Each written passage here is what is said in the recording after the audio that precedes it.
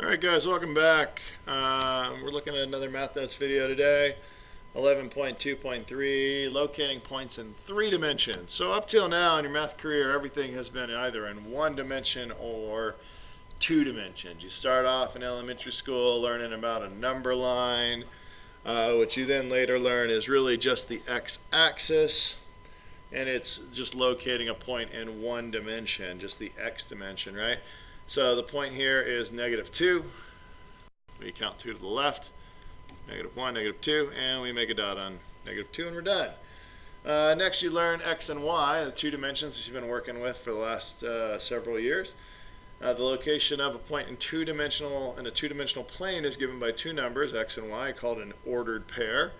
The point -2, 3 is shown at the right. So you go left 2, up 3, and you find your point there, -2, 3.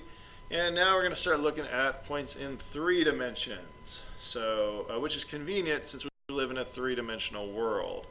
So to locate a point in space or 3 dimensions, sometimes called 3 space, 3 numbers are needed, an x, y, and a z, and it's called an ordered triple.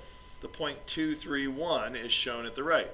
So if we count 1, 2 on our x's, then we count 1, 2, 3 on our y, and then we go up 1 on our z.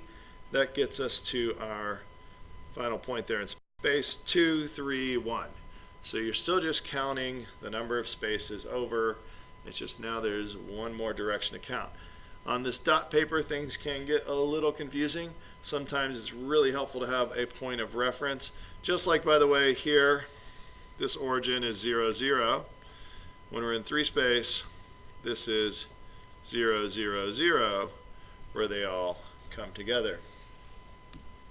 So here is your problem for today. Give the x, y, z coordinate for the indicated vertices below. And like I said a second ago, it is really helpful to get a reference point when you start looking at all these dots. So I've given you A, which is at 7, 6, 0.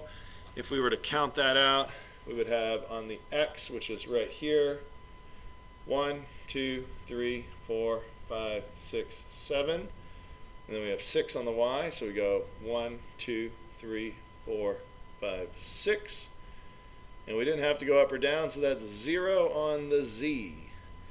If we were looking at this point right above it, let's see if I can pick a color that we're not using. How about orange?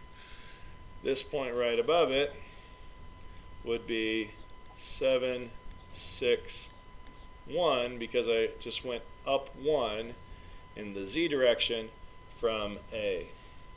Alright, so I'm going to leave it to you guys to find B, C, and D. Have fun.